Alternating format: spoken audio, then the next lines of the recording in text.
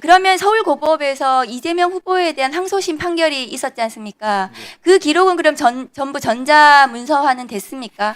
그렇게 알고 있습니다. 전부 전자문서화는 다 됐습니까? 스캔해서 전자 사본을 그렇게 해서 만들어서 알고 대법원으로 간 것은 맞습니까? 있습니다. 네, 그렇게 알고 있습니다. 네. 화면 좀 올려주세요. 이재명 후보 파기환송심 사건은 많은 의원님들이 지적하셨다시피 대법원에서 상고심이 선고가 됐고 하루 만에 판결 기록이 서울고법으로 왔고요. 그리고 서울고법에서 곧바로 당일날 형사 7부에 배당이 됐고 형사 7부는 또 당일 곧바로 공판기일을 5월 15일 날 지정이 됐습니다. 그리고 이 집행관 서울 남부 인천 집행관을 통해 인편으로 이 특별 송달 절차를 진행을 합니다. 다음 거 올려주세요. 그런데 이 서울고법의 5월 2일 이재명 후보에 대한 판결에 그 배당은 6시간 만에 이루어지거든요. 이 재판부 배당이. 맞습니까? 예, 맞습니다. 6시간 만에 배당이 됐고, 그리고 그날 이제 그 재판부에서 기일을 지정을 했는데, 왜 아까 파기자판을 하지 그랬냐 이렇게 말씀하시는 의원이 계시던데 파기자판을 대법원에서 하지 않은 이유는 저는 이 법원의 이 선거 개입, 대선 개입, 이 쿠데타가 사실이라면 이재명 대선 후보의 등록이 5월 11일에 있었습니다. 그러니까 파기자판을 하게 되면 민주당에서 다른 대선 후보를 낼 수가 있는 겁니다. 그런데 서울고등법원에서 아까 법원장님께서 답변하셨는데 즉일 선고도 가능하다고 하셨어요. 그러면 5월 10일 날 즉일 선고가 돼버리고 대법원에서 이것이 확정이 되면 민주당에는 후보가 없는 겁니다. 그래서 한 사람, 한덕수 후보가 됐을까요? 한 사람만 대통령이 되는 이 사법 쿠데타가 완성이 되는 것입니다. 그래서 이것이 법원의 조직적인 사법 쿠데타가 아닌지 그 문제를 제기하는 것입니다. 특별집행관 오셨나요? 증언대에 좀 서주십시오. 이 특별 송달은 당사자가 신청을 해야지 송달을 하는 것으로 알고 있어요. 특별 송달 지시를 누구한테 받았습니까? 저희는 촉탁서를 받았습니다. 촉탁서를 받았습니까? 예. 그럼 서울고법에서 법원장님, 이 특별 송달 절차를 진행하라고 지시한 것은 재판장이 지시한 것입니까? 정확히 알죠. 어쨌든 재판부 내에서 이루어진 것으로 알고는 있습니다. 그러면 이 재판부는 누구의 신청을 받았습니까? 피고인의 신청은 있었던 것은 아니었던 것 같은데 그럼 검사 측에서 신청을 한 것인가요? 그 부분은 제가 알 수가 없는 부분이어서요. 지금 그 부분 대답은 못 드리겠습니다. 그럼 집행관님, 이 촉탁을 받아서 이거는 송달이 됐습니까? 성함이 어떻게 되시죠? 저 이일남 집행관입니다. 이일남 집행관님은 국회에 송달을 하셨습니까? 네, 그렇습니다. 국회 어디에다 송달하셨습니까? 의원회관 그 당시에 이재명 당대표실에 송달을 했습니다. 당일 송달했습니까? 저희가 받은 촉탁서는 총 대법원에서 2건이거든요. 한 건은 4월 9일 날 와서 아니요, 대법원 말고 지금 서울고등법원의 고등법원요? 촉탁이요. 서울고등법원에서는 5월 8일자 이게 이제 피고인 소환장이 왔었고요. 그 다음에 5월 9일자는 공판기일 변경 명령서가 왔었습니다. 그날 바로 송달하셨습니까? 그날 4월 9일자로 와서 4월 9일 날은 송달이 불능했습니다. 아니요, 서울고법의 송달이요. 서울고법의 송달은 바로 송달하셨습니까? 5월 8일자입니다. 참. 네, 5월 5월 8일. 8일자로 왔는데 그 당시에 5월 9일 1분만 더 주십시오. 5월 9일 날은 네, 송달이 1분 더 불능됐고요. 그다음에 5월 9일 날 공판기일 명령 결정문이 왔어요. 그래서 5월 13일자 13일에 이 두 사건을 그 당시에 송달을 했습니다. 예, 송달이 완료돼서 5월 15일 날 기일은 진행이 되는 거네요. 그건 모르겠습니다. 13일자로 송달을 두 건을 김기성 집행관님, 그러면 인천에서 이 촉탁서를 받아가지고 송달하셨습니까? 그 인천에서 온 송달건은 모두 폐문부제로 송달한 안 사례는 됐습니까? 없습니다. 예. 그런데 이 촉탁서요, 특별 송달 같은 경우에 본인이 집행관이시니까 이런 사례가 있었습니까? 어떤 경우에 있었죠? 이게 통상적으로 송달을 재판부에서 의뢰할 때 촉탁서로 보내옵니다. 송달은 대부분 다 그렇게 했습니다. 우편으로 송달하는 게 원칙이죠. 그 부분은 뭐 전에 우편 송달을 거치는 경우가 있는 걸로 알고는 있는데 저희는 그 송달 절차를 거치는 아니 본인이 기업은 알수 집행관이니까 없습니다. 아시잖아요. 우편 예, 예. 송달이 원칙이고 이렇게 특별 송달을 하는 것은 당사자가 신청한 경우에 하는 거 아닙니까? 맞죠? 이것이 이례적인 것은 맞습니까? 그것은 저희가 알 수가 없으니까요. 저희는 톡탁이 오는 이후에 진행된 거기 때문에 이게 어떤 절차를 거쳐서 왔는지는 알 수 없어서 이례적이라고 저희가 판단하기는 좀 어려울 것 같습니다. 본인이 집행관이셨으니까 이런 송달에 대해서는 잘 아셔야 되는 거 아니에요? 예, 예. 그러면 우편 송달이 원칙이고 이렇게 특별 송달을 누구 집에 갖다 주고 이러는 것은 그 사람이 소재가 불명하거나 못 찾아서 하는 거지 이렇게 당일날 이렇게 집행하는 경우 있습니까? 예, 저희는 본인이 집행관으로 일하는 동안 있었습니까? 저희는 우편을 거쳤는지 여부를 알 수가 없으니까요. 이게 예, 특별 송달을 본인이 한 적이 있었냐고요. 그런 기억은 없습니다. 예. 시장입니다. 예. 처음이니까 이게 투데타라는 거예요. 사상 초유라서 이상입니다. 네, 다음은 박지원 위원님 질의 시작해 주십시오.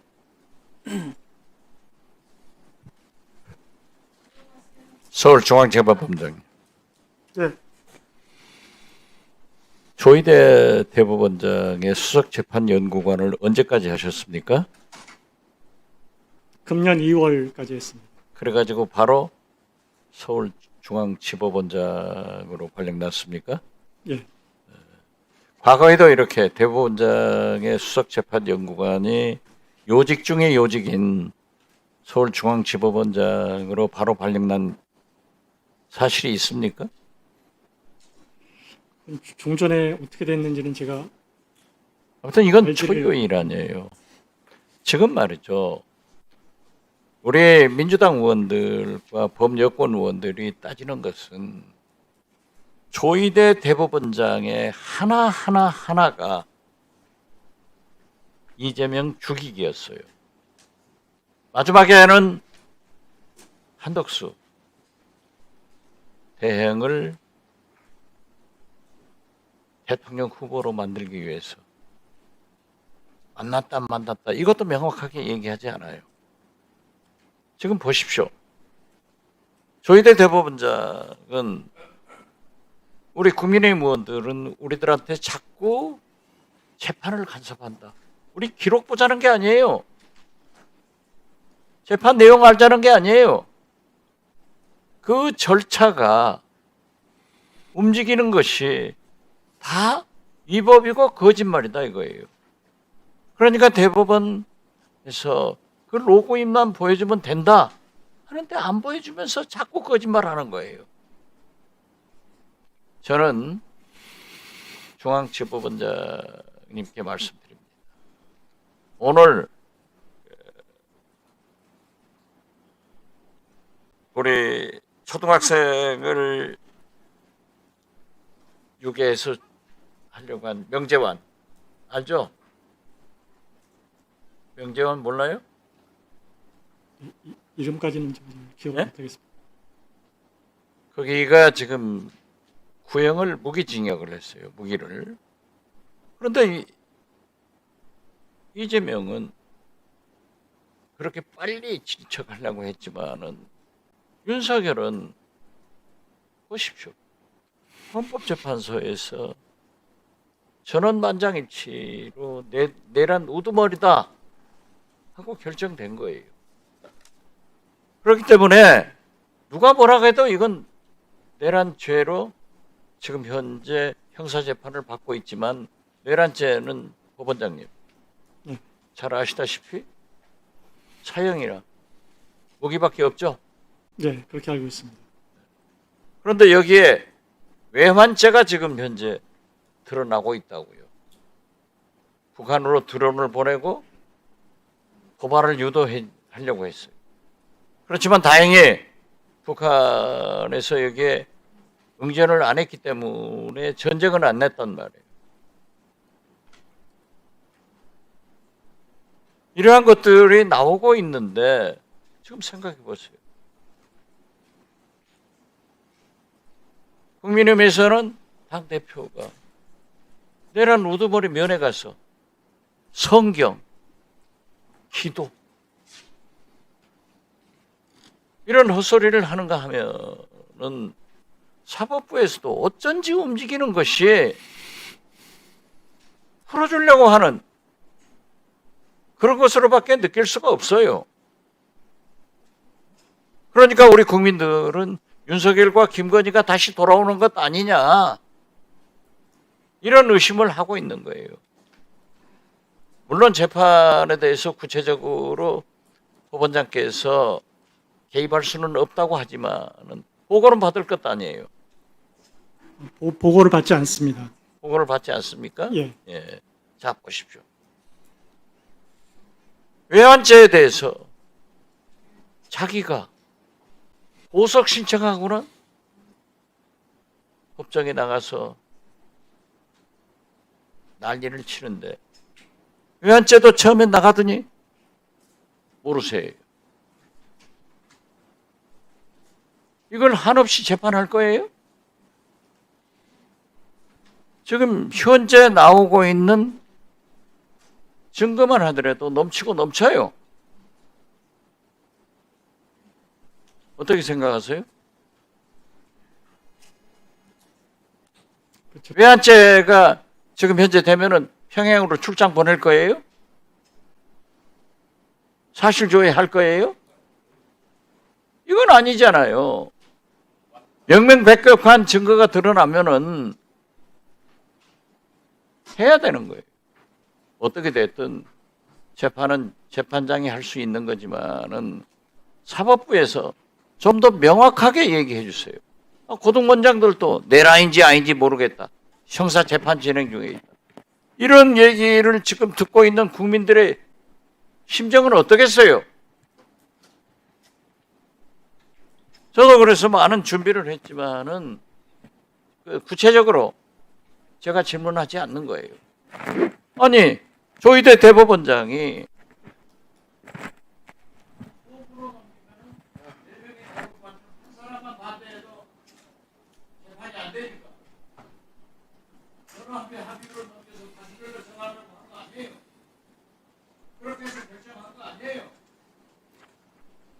네, 발언 시간이 종료되었습니다. 정리해 주시기 바랍니다. 네, 수고하셨습니다. 다음은 김용민 위원님. 네, 민동원 사무국장님 앞으로 나와 주십시오.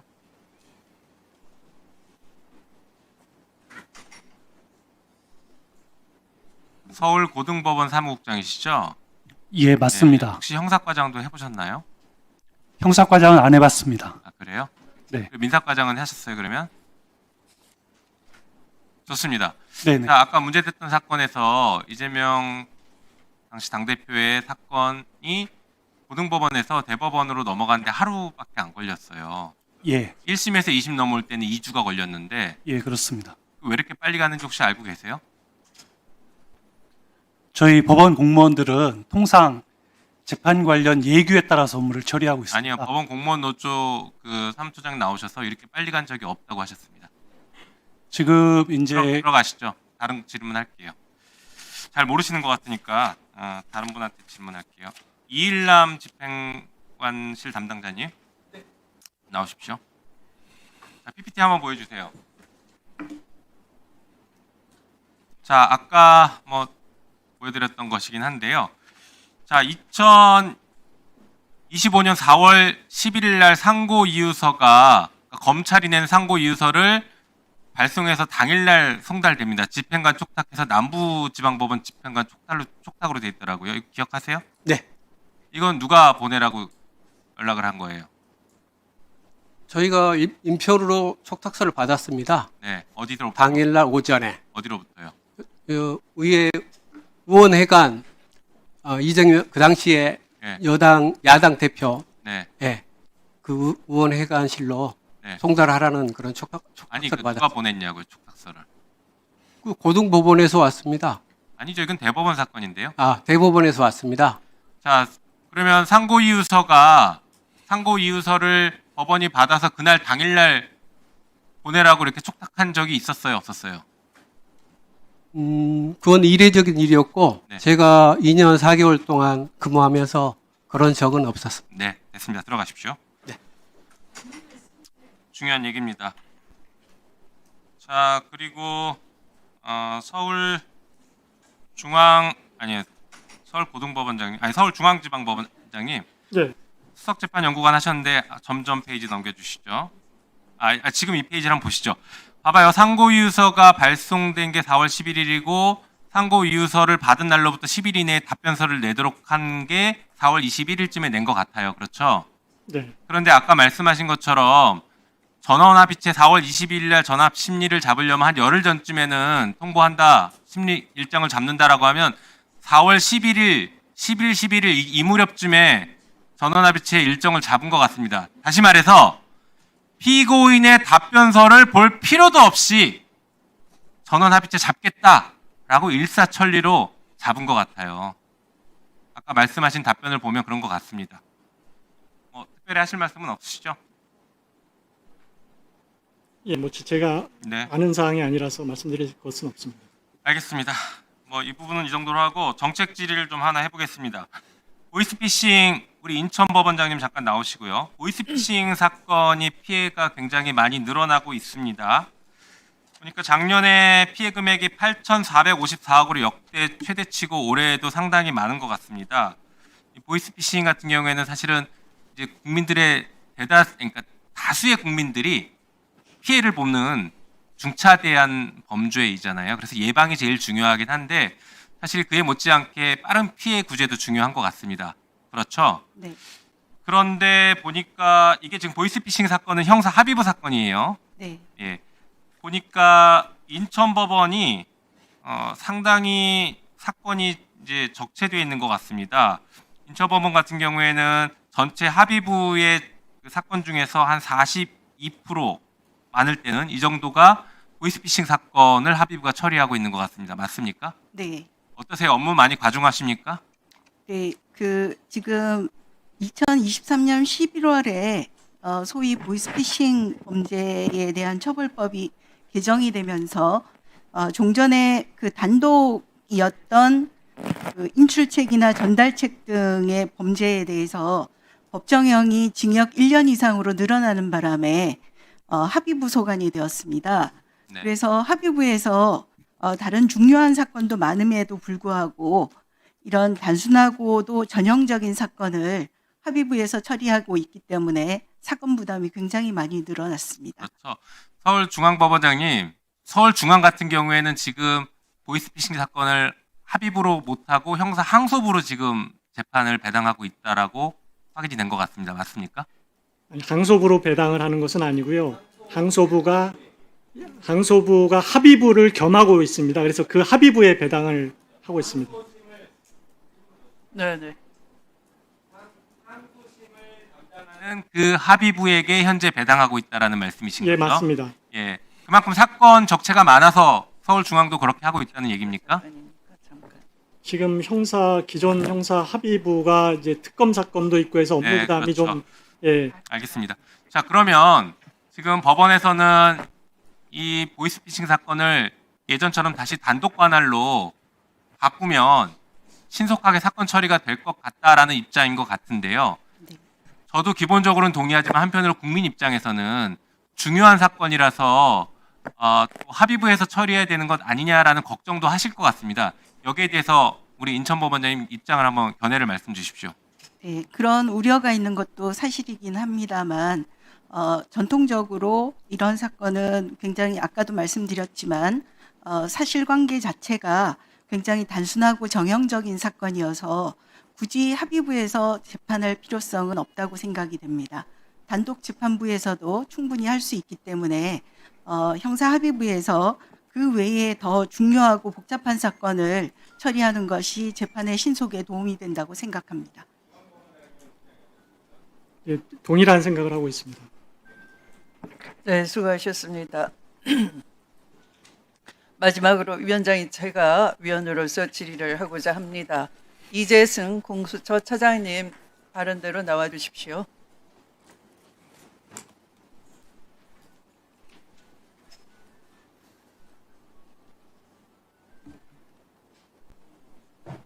회의장에서 핸드폰 소리가 들립니다. 무음으로 좀 조정해 주십시오. 네, 시작해 주십시오.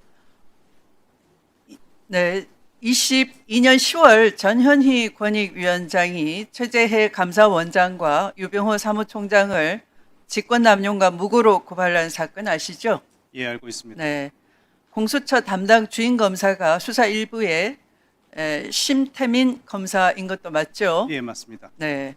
그런데 그 심태민 검사가 도이치모터스 주가 조작에 이종호 피고인을 수사한 바 있습니다. 그런데 이 심태민 검사가 공수처로 오기 전에 변호사로 활동할 때 21년 이종호의 변호인단으로 송창진 변호사와 함께 변호를 맡았다는 거 알고 계시죠? 예, 알고 있습니다. 네. 그러니까 심태민과 송창진은 23년도에 나란히 공수처 검사로 임용이 됐어요. 이종호를 위한 변호를 하다가 공수처 검사로 임용이 된 것이죠. 네. 그런데 이런 그 심태민 검사가 말이죠. 이종호가 있는 멋쟁해병 단톡방 제보 관련 수사 검사로 수사 제보를 다 받게 됩니다. 공익 제보자로부터. 네, 그거 알고 계십니까? 예, 그 사실을 그런 알고 다음에 회피 신청을 한 바 있죠. 예, 바로 회피 신청한 네. 것으로 알고 있습니다. 네, 그러면 한번 보십시오. 이 이종호의 임성근에 대한 인사로비 의혹이 있지 않습니까? 김건희 여사에게 사표 내지 마라고 이종호가 말했다. 이런 거 기억하시죠? 언론 보도가 됐습니다. 예, 언론 보도를 네. 통해서 알고 있습니다. 네. 그러니까 바로 문제의 이 심태민 검사가 지금 같은 변호사 하다가 이종호 변호를 하다가 공수처 검사가 된 송창진과 함께 일을 하게 됐는데 송창진은 어떻게 얘기하는가 하면 당시 이 이종호에 대한 그 수사를 하려고 하니까 수사 기록에 소설 같은 이야기를 다 써두었다. 끝까지 읽기도 어렵다. 설사 사실관계가 맞다고 하더라도 법리적으로 문제가 있을 것 같다. 압수 통신영장을 결재할 수가 없다. 본인을 결재 라인에서 배제해버리면 사표를 내겠다. 이렇게 수사를 못하게 강력하게 압박을 가하고 반발을 했다는데 사실이죠? 제가 부임하기 전에 있었던 일이라 저도 네. 사후적으로 그런 사실 알고 계시죠? 네, 보고를 받아서 알고 있습니다. 네, 그런데 제가 이 지금 심태민 검사가 아까 처음에 말씀드린 전현희 전 권익위원장의 체제 감사원장에 대한 무고 고발 사건 수사 하나도 안 한다고 그래요. 전혀 사실이 아닙니다. 아니 제가 제보를 받았어요. 왜냐하면 그 근거가 이 내부 제보에 의하면 감사원에서는 관련 자료 준비가 다 돼 있는데 공수처에서는 3년 넘게 아무런 연락도 없고 너무 소극적이어서 걱정이다라는 제보를 받았습니다. 그리고 이 공수처의 부실한 자료를 검찰로 이첩해서 사건을 그냥 마무리하려고 한다. 이런 우려가 제기되고 있습니다. 어떻게 생각하세요? 전혀 위원장님께서 제기하시는 우려는 사실이 아니라고 저희는 열심히 수사를 현재 진행 중이라고 말씀드립니다. 그런데 이 신태민 검사는 이 수사를 하면 안 될 것 같아요. 아까 그런 이종호 관련해서도 나중에 회피를 했다고 하지만 일단 수사 본인은 그 내부 제보자로부터 고발자로부터 수사 정보를 받으면 안 되는 입장에 있었던 거예요. 그러면 처음부터 나중에 다 수사 정보를 취득하고 난 뒤에 회피하면 안 되는 것이었어요. 이종호의 변호인단으로 활약을 했기 때문에 이 사건의 이해 충돌이 되지 않습니까? 근데 마찬가지 이 해당 사건도 고의적으로 수사 안 한다는 제보가 있고 보면은 수사를 하면 안 될 것 같습니다. 이 제대로 주인 검사를 변경하시고 감사원과 원활하게 수사 협조를 통해서 3년 넘게 질질 끌고 있는 이 전현희 전 권익위원장에 대한 권익위원장의 무고 고발 사건을 적극적으로 처리하셔서 감사원의 신뢰를 좀 회복해 주시길 바랍니다. 위원장님께서 우려하시는 사항에 대해서 저희가 잘 살핀 후에 법과 원칙에 따라서 수사를 하도록 하겠습니다. 네. 들어가십시오. 자, 이상으로 보충 질의도 다 마쳤습니다. 그러면 제 보충 질의를 이어가도록 할 텐데요. 그러면 잠시 감사 중지를 선포하겠습니다. 오늘 양해해 주시기 바랍니다. 별도의 저녁 식사를 위한 중지 없이 제 보충 질의를 이어가도록 할 테니까요. 좀 화장실 가시고 조금 그 임시적으로 간식을 좀 드시는 것이 좀 좋을 듯합니다. 자, 감사 중지를 선포합니다.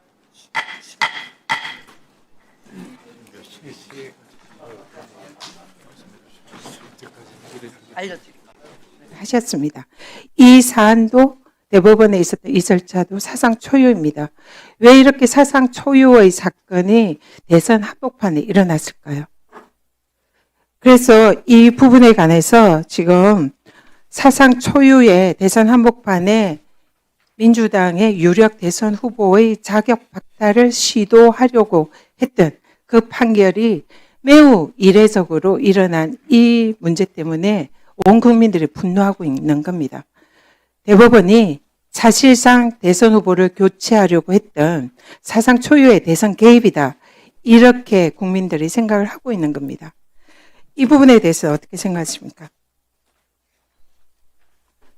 국민들이 그런 우려를 갖는 점에 대해서는 뭐 송구스럽게 생각하고 있습니다. 다만 방금 전에 말씀드렸듯이 어떤 경위로 저렇게 진행이 된 것인지에 대해서는 저로서는 알 수가 없었던 법원장님께서 거기에 대한 경위나 그 내용에 대해서 모르시는 게 당연하지만 객관적인 사안이 지금은 대법원이 그리고 고등법원이 정말로 국민들이 이해할 수 없는 최단기간에 그것도 법을 어겨가면서 절차를 위반하면서 이런 판결을 했다.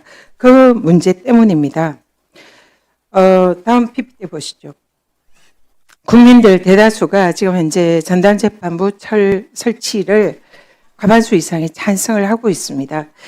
이러한 내용은 그동안 조희대 사법부가 해왔던 그 여러 가지 일련의 사태에 대해서 국민들의 불신과 우려가 매우 크다는 것을 방증을 합니다. 사실상 그 내란의 밤 기억을 하시죠? 그때 당시에 헌법기관을 침탈한 것은 기존 대법원 판례에 의해서도 비상계엄이라 하더라도 헌정질서 파괴다, 내란이다 이렇게 판례를 한 내용이 다수 있습니다. 당시에 지금 헌정질서 파괴를 한 이 비상계엄에 대해서 당시에 법원은 공식적 입장을 내지는 않았습니다. 근데 사실상 우리 대법원은 헌법질서와 법치주의를 수호할 최후의 보루임을 자처하고 있습니다. 사법부의 이 헌법상의 책임, 그것이 내란 종식의 사법부도 그 책임의 한 축임을 인정하십니까? 헌정질서 파괴에 대한 그것을 바로 세우는 책임이 사법부에도 있다는 걸 인정하십니까? 네, 그 점에는 동의합니다. 인정하시죠? 네, 그래서 사실상 지금 내란 종식에 있어서는 사법부가 주요한 책임자, 당사자입니다. 그리고 법치주의와 헌정질서를 바로 세울 책임, 최후의 보루는 사법부에 있습니다. 그런데 지금 사법부가 그 책임을 다하지 않고 있다는 겁니다. 사상 초유의 이 대법원의 대선 한복판에서 대선 개입을 해서 유력 대선 후보의 자격을 박탈을 시도했다는 점, 그리고 지기현 판사의 윤석열 전 대통령의 사실상 사상 초유입니다. 이것도 날이 아닌 시간으로 계산해서 구속 취소를 한 결정, 그리고 CCTV에서 내란의 주요 종사자 이미 확인이 된 한덕수, 박성재에 대한 알 수 없는 구속 영장 기각 판결, 이런 일련의 판결이 대법원이 그리고 사법부가 과연 헌정질서를 수호하고 법치주의를 수호하는 내란 종식에 책임이 있는가, 그 책임감을 느끼고 있는가, 이것을 지금 국민들이 묻는 것입니다. 그래서 지금 사법 불신이 있고 사법 개혁을 해야 된다, 전담재판부가 필요하다, 이런 국민적인 요구가 있는 것입니다. 어떻게 생각하세요? 의원님께서 말씀하신 것처럼 여러 가지 논의가 있는 걸로 알고 있습니다. 다만 이제 종전 다른 의원님들 질문에 답변했듯이 다만 그 내란 전담재판부 네. 그 질문을 좀 이따 하겠습니다. 차영민 형사수석부장님.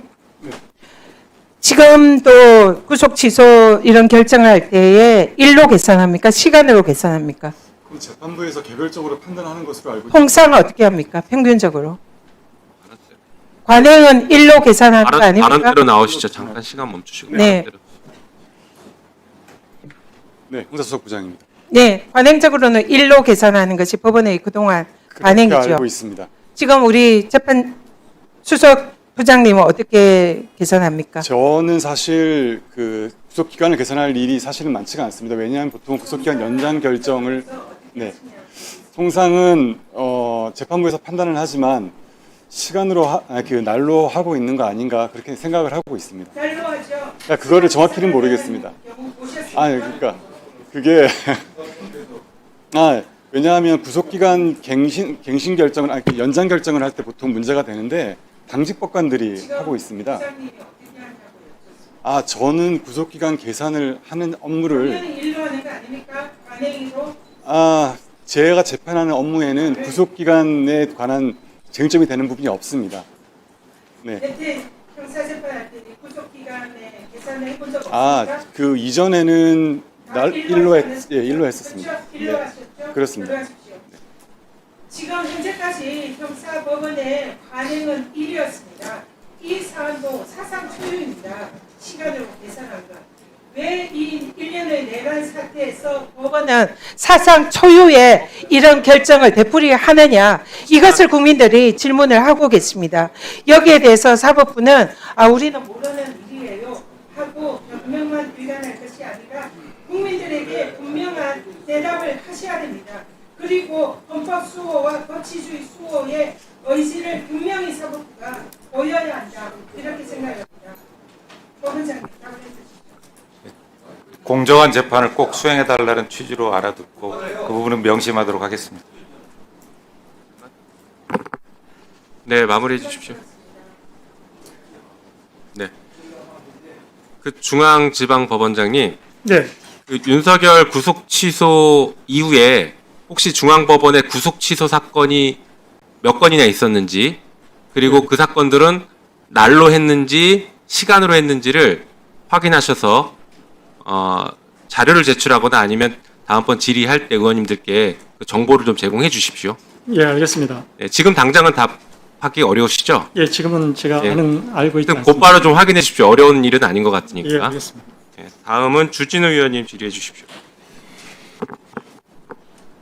PPT 좀 띄워주세요. 서울 고등법원 법원장님, 예. 저는 캄보디아 문제를 우리 일선 판사님들도 함께 좀 고민을 해주셨으면 합니다. 지금 법원의 온정주의에 대해서 국민들이 굉장히 우려가 많습니다. 특히 범죄 피해자의 어떤 피해 회복과 인권보다 피의자의 인권, 피고인의 인권만 너무 중요시 되는 거 아니냐라는 불만이 터져 나오는 거거든요. 어제 저는 캄보디아 구금자 64명의 송환이 딱 그런 모습이었다고 생각합니다. 생사를 걸고 탈출했던 피해자는 대사관에 목숨 걸고 왔더니 업무 시간이 3시 반이니까 끝났다. 여권 제시하라. 범죄니까 여권을 뺏긴 거죠. 근데 여권 제시하라고 하면서 문전박대하고 겨우 KBS 취재진들 만나서 겨우 지금 살았습니다. 근데 범죄로 구금된 64명은 전 세계까지 보내서 국내로 무더기로 데려왔거든요. 근데 굉장히 충격적인 장면이었어요. 제가 생각했던 장면하고도 완전히 달랐습니다. 수갑 차고 문신 보이면서 입국했을 때 국민들이 굉장히 놀랍고 생각했던 모습이 아니었어요. 64명 대부분이 로맨스 스캠, 보이스피싱 이런 조직에 관여됐다라고 하고 살인, 납치 등 강력범죄와 연관돼 있을 가능성이 또 매우 높습니다. 당연히 엄정한 처리가 필요하죠. 이렇게 일관해서 데려오면요, 48시간 동안 이게 진상규명이 굉장히 어렵습니다. 강력범죄일수록 현장 검증이 필수거든요. 그럼 범죄 현장을 가봐야 살해 현장이든 뭐 납치 현장이든 고문 현장이든 현장이 있어야 뭔가를 진상을 규명할 거 아닙니까? 다 사건 현장이 캄보디아에 있어요. 그럼 일일이 수사기관들이 출장을 할 것이냐 하는 문제가 있고요. 주범인 중국인들은 전부 다 도피했다는 외신 보도가 있었습니다. 외국인 공범들하고는 설사 잡혀도 어떻게 대지를 합니까? 지금 공범들끼리 아마 여기 있는 판사님들 다 아실 거예요.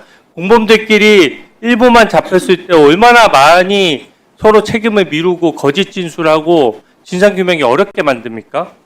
저는 이 조치를 도저히 이해를 못하겠어요.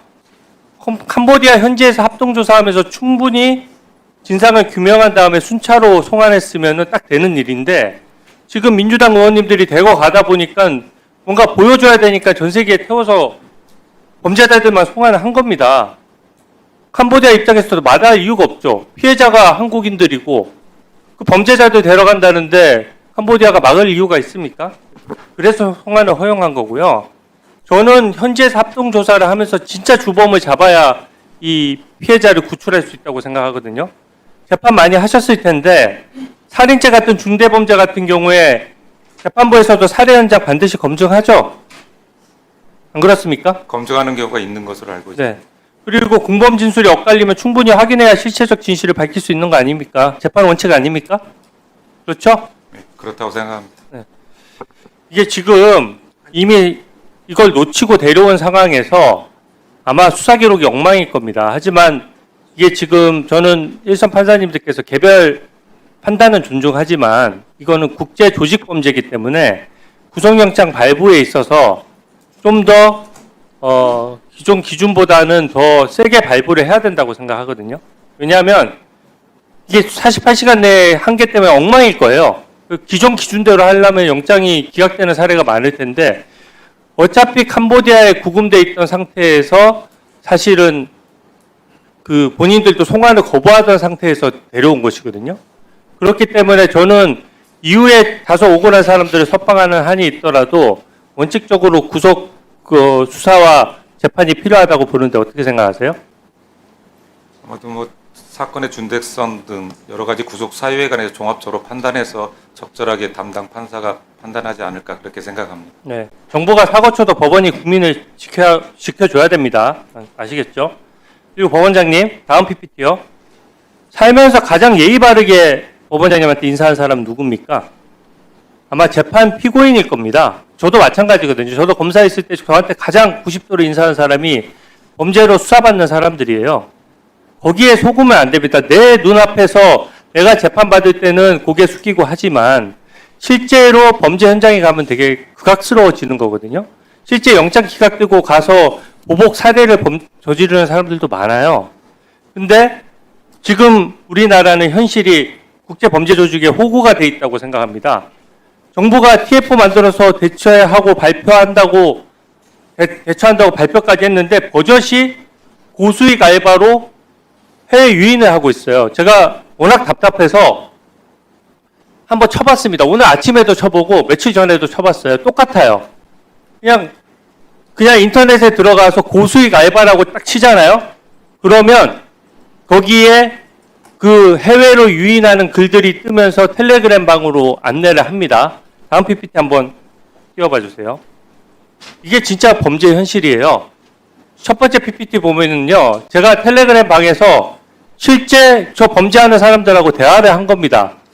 근데 뭐라고 하냐면은 지금 고수익 알바를 원한다니까 가족적인 분위기라면서 필리핀으로 오라 그래요. 필리핀이라는 단어도 안 씁니다. 필이라고 해요, 필. 필이 뭐냐고 물어보니까 이제 필리핀이라고 하는 거죠. 지금 캄보디아만의 문제가 아닙니다. 필리핀, 라오스 등등의 이런 범죄가 굉장히 창궐하고 있다는 거 보여주는 거고 지금도 정부를 비웃으면서 이거를 계속 이렇게 하고 있는 거예요. 다음 페이지 보여주세요. 이게 국제범죄뿐만 아니라 국내 마약 던지기도 버젓이 아르바이트 하라고 텔레그램에서 권유합니다. 이건 또 다른 방이에요. 마약 한 건 던지는데 얼마인 줄 아십니까? 3만 원 받고 우리 청년들이 저기 꼬임 당해가지고 3만 원 받고 마약 운반하고 있는 겁니다. 근데 왜 이런 국제범죄 조직이 우리나라가 타겟이 됐냐? 어제 채널A에서 보도가 나왔어요. 중국인들이 사기죄 저지르면 중국에서는 사형인데 우리나라만 양형이 미온적이라는 겁니다. 양형이 약하고 구속을 잘 안 하고 그렇게 하면 당장 내 눈앞에 있는 피의자는 불쌍해 보이고 그 사람들 인권을 보장하는 듯한 기분은 들겠지만 실질적으로 그 뒤에 숨어있는 피해자들이 죽어나는 겁니다. 이 온정주의나 양형에 대해서 한 말씀 좀 제대로 법원을 대표해서 말씀해 주십시오.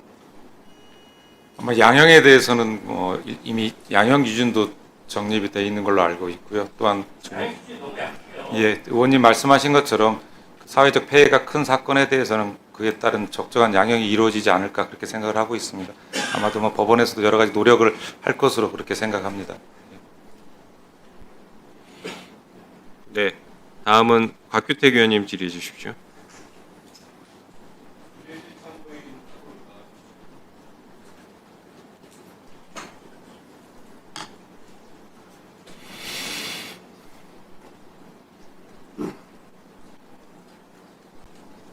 네. 지금 참고인은 2020년 북한에 의한 그 서해 공무원 사살 사건 그리고 문재인 전 정부에 의해서 피해자임에도 월북몰이 당했던 그 피해자의 친형이시죠. 네. 이 사건이 2년 동안 묻혀 있다가 2022년 정권이 교체된 다음에서야 당시 문재인 정부에서 이 월북몰이했던 정부 관계자들이 직권남용 등으로 기소가 돼가지고 아직까지 재판을 받고 있죠. 네, 아직 비공개 재판 중. 예. 지금 증인은 그 머리에 저 수술하신 것 때문에 모자를 쓰고 계시죠. 아닙니다. 이게 서해 피격 사건 예. 때문에 당뇨가 상당히 심하고 아, 지금 예. 이가 한 21개가 빠져 있습니다. 알겠습니다. 그 참고인께서 쓰신 이 서해 일기. 네. 예, 저도 책을 보고 참 정말 슬픈 생각이 들었습니다만은 내용 중에서 제일 뒷표지에 그런 부분이 있습니다. 더불어민주당 의원 6명이 월북을 인정하라라는 말을 하기 위해 안산까지 내려와 그것도 2시간이나 기다렸다. 내가 호남 출신이라 자신들의 말을 쉽게 들어줄 것이라 생각했던 것 같다. 오죽 다급했으면 여기까지 쫓아내려와 긴 시간 기다리고 있었을까. 월북을 인정하면 보상해 드리겠습니다. 그 얘기를 듣는 순간 온몸에 소름이 끼쳤다. 그들은 이후에도 몇 차례 더 찾아왔다. 이런 말이 있어요. 이 사실대로 쓰신 거죠? 네, 와서 호남이니까 같은 편 아니냐. 월북 인정해라. 그렇게 얘기했습니다. 예, 저는 이런 식으로 우리 공무원이 북한에서 사살된 사건, 이런 사건을 은폐하려고 했던 이런 사안이 당시에 신속하게 처벌되고 재판받았다면 최근에 있었던 황당한 사건들, 미국에서 300명 넘게 구금당한 조지아 사태, 캄보디아에서 억울한 대학생이 범죄 집단한테 무참히 살해된 사건, 이런 사건들이 생기지 않았을 것이라고 저는 생각을 합니다. 지금 참고인께서는 금년 9월에 지난달에 소통관에서 이번만큼은 민주당도 국정감사에 증인 채택해 주시기를 요청드린다. 그렇게 말씀하셨고 지금 5년 만에 처음으로 국회에서 참고인으로 진술하시는 거죠? 네, 맞습니다. 예. 최근 그 참고인께서 말씀하신 내용을 보니까 우리 가족이 알고 싶은 건 동생이 죽기까지 나라가 해야 할 일을 했는지 그것 단 하나다. 이렇게 말씀하신 적이 있어요. 네, 맞습니다. 국가의 존재 이유입니다. 그렇죠. 그런데 지금 그 사건을 은폐하려고 했던 관련자들, 그 사람들에 대한 재판은 지금 2년째 계속되고 있는데 그 재판이 지금 비공개로 진행되고 있죠. 네, 66번째 되고 있습니다. 그러면은 그 피해 공무원의 유족이신 참고인도 그 재판에 못 들어가고 계시는가요? 네, 막았습니다. 그 내용이 저는 정말 있을 수 없는 것이라고 생각을 합니다. 중앙지방법원장님. 네. 저도 변호사를 해서 증인 참고인 중에서 그런 국가 기밀과 관련된 진술을 해야 되거나 그런 서증을 검증하고 할 때는 그 순간만 그 군사 기밀, 국가 기밀 같은 것을 보호하기 위한 조치를 하고 재판을 진행하면 됩니다. 그렇게 다 하고 있어요. 근데 유독 이 사건은 2년째 지금 모든 심리를 비공개로 해가지고 이 억울한 피해자 유족조차도 도대체 내 동생이 왜 그런 일을 당했는지를 알지를 못한 채 재판이 진행되고 있다는 거 아닙니까? 이런 것은 시정하셔야 되는 것 아닙니까? 제가 그 재판 공개 여부나 진행 과정에 대해서 좀 잘 알고 있지 못해서 뭐 구체적인 답변을 드리기는 어려운데요. 재판부에서 뭐 형사소송법 등의 법률 규정에 따라서 절차를 진행하고 있지 않을까 이렇게 생각을 하고 있습니다. 그 피고인 중에 지금 이 자리에 있는 국회의원도 있단 말이에요. 예? 그 국회의원이 공소 취소하라. 내 사건 억울하다. 그런 사적 이해 충돌 행위를 버젓이 하고 있는 겁니다. 참고인께서, 증인께서 국가에 대해서 알고 싶어하는 그 단 하나, 그것을 좀 심정을 말씀해 주시죠.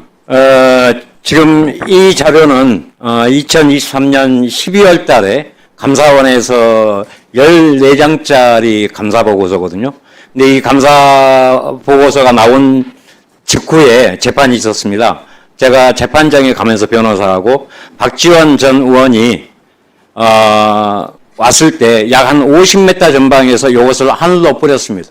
도대체 국가는 무엇을 하고 도대체 내 동생을 왜 죽였는지, 왜 월북으로 그렇게 했는지를 외치면서 이것을 법원 내에서 뿌렸다고 무슨 뭐 엄청난 범죄 행위를 한 것처럼 저와 저 변호사를 재판 중에 출입 제한을 시켰습니다. 오늘 저는 이 자리에서 우리 민주당 의원들도 계시고 지금 박지원 의원도 계시는데 과연 그때 당시에 국가는 무엇을 했습니까? 그때 국가는 있었습니까? 왜 적대국에 단 한마디도 못하는 그런 비겁한 나라가 됐습니까? 저는 그것을 묻고 싶습니다. 예, 장관님 자리 들어가 주시죠. 네, 감사합니다. 예, 저는 지금 이 사건이 당연히 원칙에 따라서 공개된 상태에서 재판이 진행돼야 한다고 보고 그 재판 과정에는 그 억울한 죽음을 당한 피해자의 유족께서 직접 보셔야 한다고 생각을 합니다. 지금 뭐 군사 기밀도 아니고 국가 기밀도 사실 그 사건 중에 뭐가 그렇게 있는지 모르겠어요. 그런 사안이 있을 때는 증인에 대해서 가림막을 한다든지 그 순간만 비공개로 한다든지 그런 식으로 재판 진행이 충분히 될 수 있는 겁니다. 그것을 특정 피고인의 요청에 따른 것이라든지 이런 식으로 해가지고 비공개로 재판을 한다? 있을 수 없는 일입니다. 지금 비상계엄과 관련된 사안 온 국민에게 당시 현장이 생중계가 됐습니다. 그런데도 이것을 다시 재판을 공개해야 된다고 법까지 만들어가지고 생중계를 하고 있지 않습니까? 그런데 서해공무원 피살 사건, 이 억울한 죽음을 당한 공무원의 사건은 왜 공개하지 않고 2년 동안 유족들의 법정 출입도 제한한 채로 이렇게 진행을 하는 겁니까? 중앙지방법원에서 이 부분 반드시 실현하실 것을 요청드립니다. 중앙지방법원장님 말씀해 보시죠. 재판부에서 법령 규정에 따라서 소송 지휘를 적절히 해나갈 것으로 생각하고 있습니다. 네, 마치셨죠? 다음은 네. 네, 박지원 의원님 신상 발언 하십시오. 왜 신상 발언 안 들고 네, 3분. 네? 아까 나경원 의원님도 하셨잖아요. 네, 제가 진행할 땐 드릴게요. 의원님들, 제가 진행할 때 드릴게요. 혹시 그쪽이 되면 그쪽도 드릴 테니까 일단 들으십시오. 자, 의사진행 협조해 주십시오. 박지원 의원님, 네, 말씀하십시오. 재판을 받고 있지만은 서울중앙지검법원장 공개 재판을 원합니다. 그리고 방금 증인이 말씀하셨지만은 감사원의 감사 보고서는 이번 국정감사에서 감사원장은 국정원 감사를 하지 않았다. 그리고 유병호 사무총장은 기억도 없다라고 했습니다. 감사원 보고서는 박지원이 삭제를 지시했고, 즉 군사첩보 SI를 삭제를 지시했고 그 삭제된 문건이 국정원에 없다. 1차에서는 이렇게 발표했지만은 최종적인 보고서에서는 박지원의 삭제 용어가 없어졌습니다. 이번에 국정원에서 감사를 합니다. 지금까지 재판 진행 중에서도 박지원이 삭제 지시를 했다는 진술은 한 번도 나오지 않았습니다. 마찬가지로 국정원에서 감사 결과 박지원이 삭제 지시를 했다는 얘기는 없다. 그리고 삭제되었다는 군사첩보 SI는 지금도 국정원 직원들 컴퓨터에 보관되어 있고 특히 국정원 메인 서버에 보관되어 있다. 이렇게 되고 있습니다. 그렇기 때문에 이 재판은 처음부터 무효입니다. 윤석열이 서훈 전 안보실장과 박지원 전 국정원장을 제거하기 위해서 한 정치 공작입니다. 저는 이러한 내용들이 국회에 보고돼 있고 재판부에 국정원에서 제출해서 문건이 접수돼 있고 검찰에서는 사실조회를 한 것으로 알고 있습니다. 그렇기 때문에 저는 재판이 공정하게 되기를 바라지만은 삭제 지시하지도 않았고 삭제된 문건이 그대로 국정원에 남아있다가 하면은 감사원과 검찰이 잘못된 감사와 잘못된 기소이기 때문에 저는 검찰이 공소시효를 해야 한다고 생각합니다. 감사합니다. 네, 고맙습니다. 다음은 박균택 의원님 질의해 주십시오. 저기 있습니다. 앉으시고요.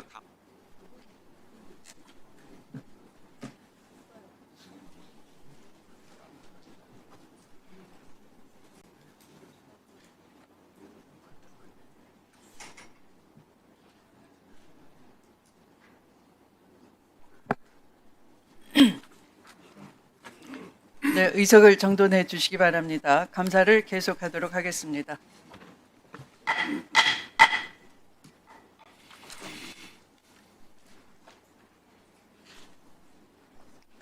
재보충 질의에 들어가도록 하겠습니다. 3분을 잘 활용해 주시기 바랍니다. 김기표 위원님 시작하십시오. 네, 경기도 부천시울 김기표입니다. 고등법원장님, 예, 그 재정 신청 제도가 지금 운영되고 있죠. 예, 그 그렇습니다. 인용률이 얼마나 될까요? 제가 구체적인 수치는 지금 기억하지는 못하고 있습니다. 별로 이렇게 높지 않죠. 예, 높지 않습니다. 별로 높지 않지만 사실 그 제도적인 의인이 있다고 생각하시는가요? 별로 높지 않은데 제도적 의의가 있다고 얘기할 수 있을까요? 그렇지는 않은 것 같습니다. 그렇지 않다는 것이 제도적 의의가 없는가요? 재정신청 제도를 폐지해야 되나요? 그렇지는 않습니다. 예. 의미가 있나요? 재정신청 제도가? 큰 의미를 갖고 있습니다. 왜 큰 의미가 있을까요? 인용률이 적으면서도? 수사기관의 수사 결과에 대한 어떤 제어라는 의미에서 의미를 갖고 있다고 생각합니다. 그 재정신청 제도가 고소 사건 전체로 확대될 때 그 대법원에서는 찬성 의견을 냈었습니다. 그게 필요하다고 인정을 하고 검찰의 내부에서 있는 어떤 수사 결과에 대해서 법원이 통제할 수 있는 제도가 있으면 좋다 이렇게 의견을 냈던 걸로 알고 있고 지금 고등법원장님도 그렇게 말씀을 하시네요. 그때 우리 그 파기환송심 때 그런 얘기가 있었어요. 상고이유서 제출 기간을 지키지 않을 수 있다라는 그 주장이 나왔었거든요. 서모 교수님이 그때 말씀을 하셔가지고 그때 파기환송되고 고등법원에서 아무리 재판을 빨리 해도 상고이유서 제출 기간 이렇게 하고 그러면 도저히 대선 전에는 심판이 안 되는데 근데 이거 상고이유서 제출 기간을 안 지키면 어떡하느냐 그런 논란이 있었는데 그에 대해서는 물론 동의하지는 않으시겠죠. 법에 규정되어 있는 거라. 예, 그런데 진짜 안 지켜가지고 근데 대법원에서 바로 선고를 해버리면 거기에 대해서 통제할 수 있는 장치가 있을까요? 만약에 그랬다면 없죠. 예, 현재 그냥 사건은 확정되는 하에서는 그런 그 외의 제도는 없는 것 같습니다.